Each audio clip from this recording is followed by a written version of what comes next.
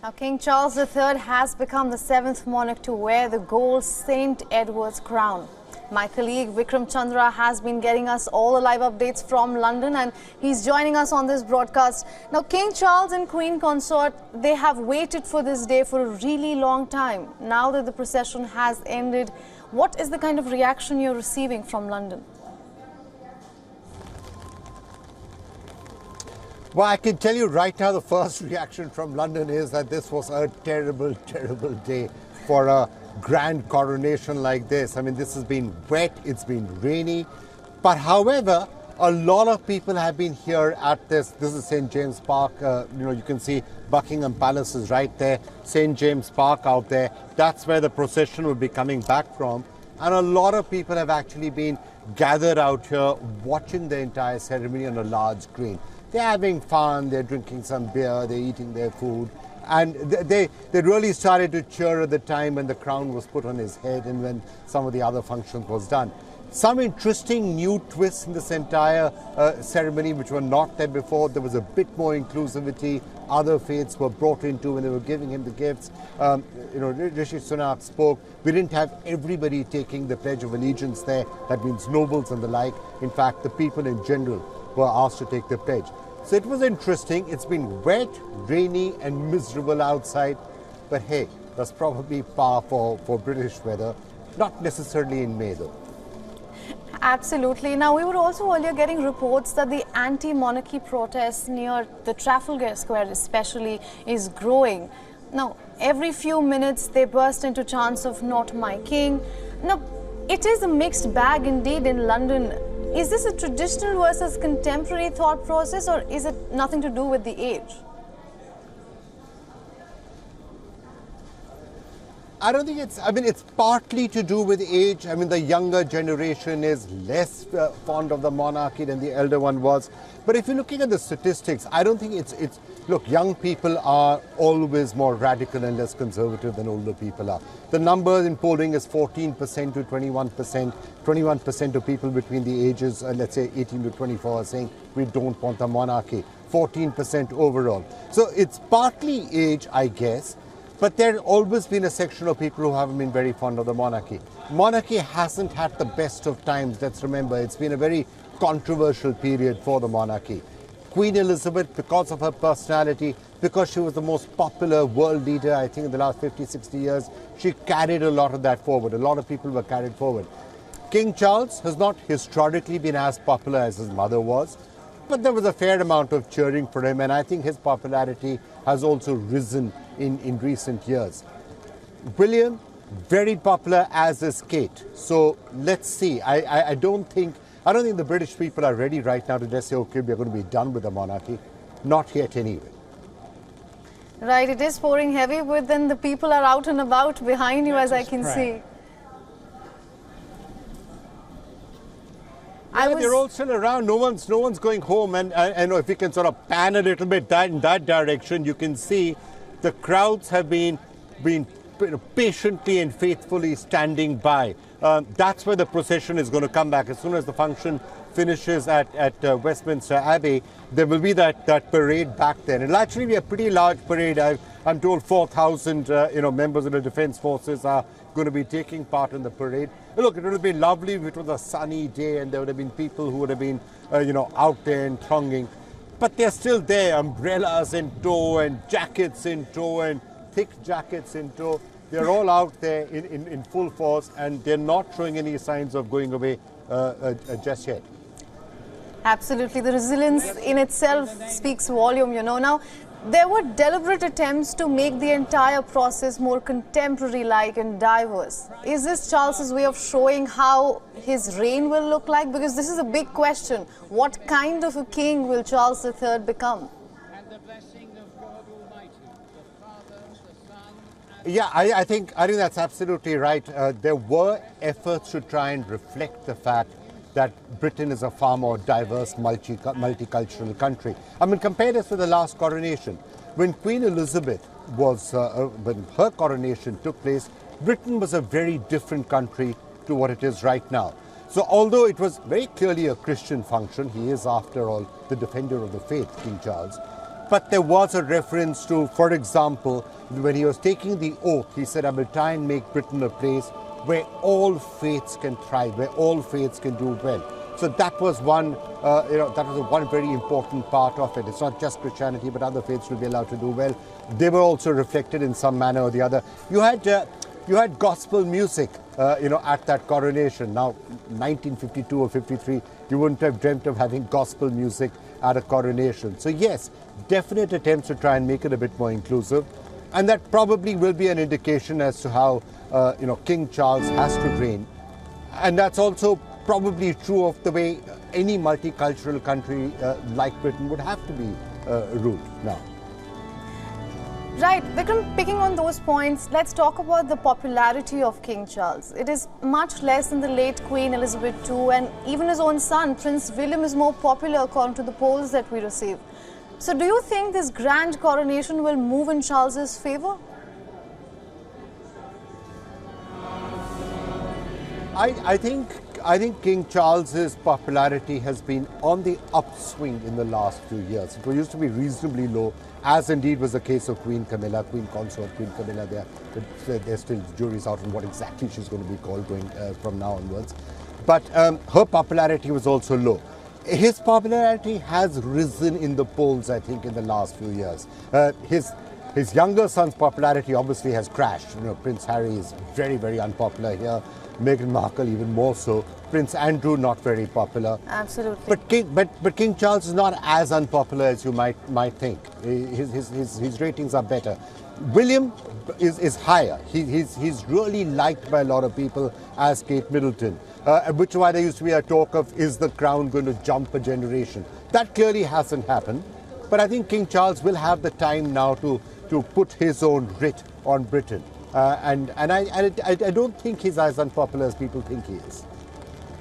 All right. Now, I'm being told that my colleague Molly Gambhir is also joining us live from London. Molly, I and Vikram were just speaking about the popularity aspect of King Charles, because it is a key aspect when it comes to the UK king. So what are your thoughts on it? What have you been hearing in the past 1 week that you've been speaking to the people of London? Do they think that now the king is popular enough?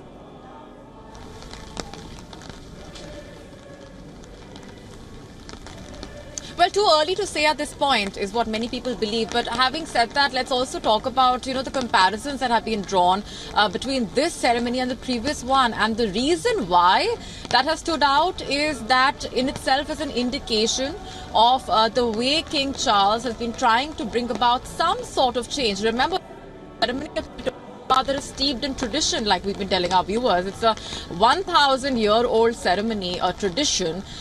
So that in itself, of course, has not changed over the years.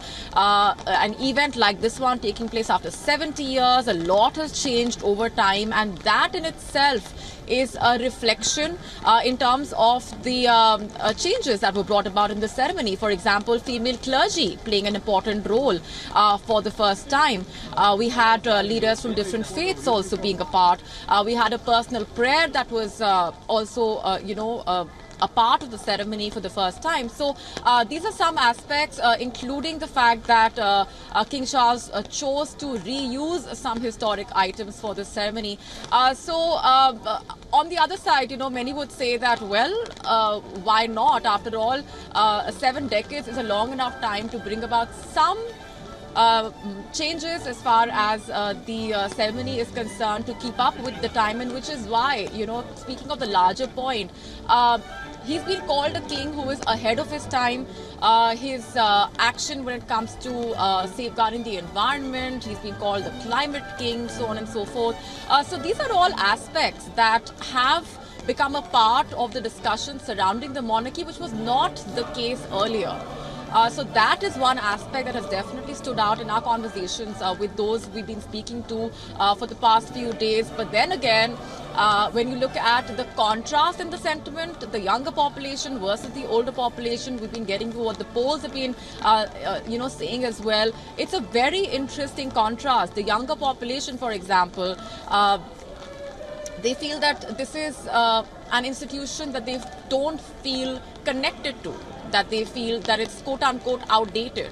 On the other hand, those who strongly believe in it, for example, the older population saying that, well, it's all about continuity, it's about tradition, it's about consistency, and which is why they are strong believers in the institution. Then again, there's the aspect of the amount of money that is being spent in the pageantry, in the pomp and show, which is an integral part of the royal traditions and the ceremonies. But then it's coming at a time when the UK has been making headlines for its cost of living crisis. So it's a very interesting time at which this ceremony has taken place.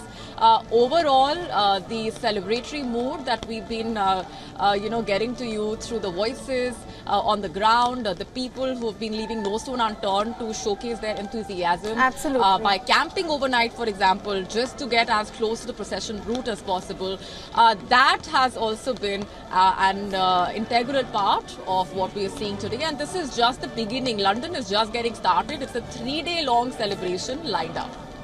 Absolutely, London is just getting started. Now, Molly and Vikram, both of you, stay with me. We are also being joined by Dr. Nigel Fletcher. He's a political analyst and a commentator from London. Welcome to the broadcast, sir. What are your first thoughts on this historic day that London is witnessing? Well, my first thought is it's extremely rainy. As you can probably tell, it's pouring with rain here in London. I think I'm about to be interrupted by some very loud bands behind us as we get the first of the processions come past. But I've actually just been spending some time out in the park where they've got screens set up for the public to watch the ceremony. And it's really quite striking that there's a lot of support for the King and the Queen. But it has to be said, there were quite a lot more cheers for William and Catherine, the Prince and Princess of Wales. Whenever they appeared on the screen, there was cheers from the crowd spontaneously. And I think that does tell us something, that although perhaps King Charles is respected and that people think that he will be a good king, the enthusiasm that there is in the public, I think, is being reserved for the younger generation, which perhaps is a positive thing for the future of the monarchy. Right, Nigel, stay with us. I want to quickly go back to Vikram. Vikram, King Charles is known to have very strong opinions about certain issues. For more than one occasion, he hasn't shied away from showing his political views, and often it has ended up in a soup for him. It is expected from the royals to not interfere in political spaces, of course, but how are you assessing how is King Charles going to go through this?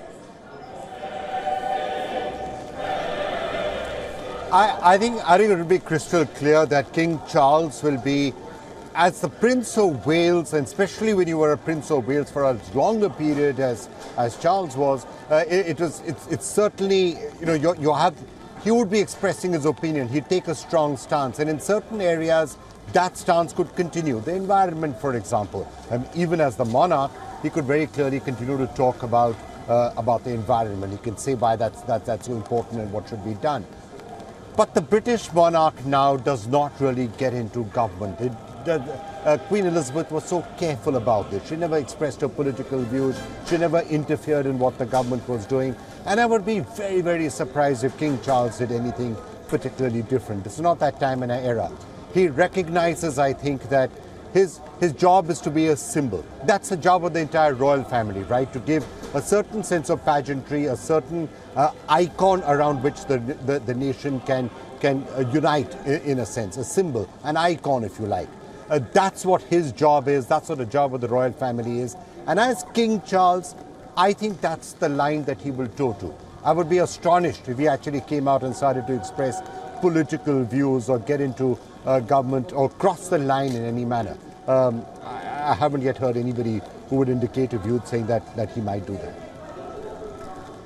All right, Vikram, thank you for all those insights from London. We are still getting live visuals from Westminster Abbey, and we are being told that the royal couple is soon going to depart for Buckingham Palace. Now, King Charles III has become the 7th monarch to wear the gold St. Edward's crown, and the coronation took place in Westminster Abbey. It is the royal church and has been the coronation church since 1066, and 39 monarchs in fact have been crowned here. So a historic day for London, of course, and we will be tracking the story closely. on the other side as well.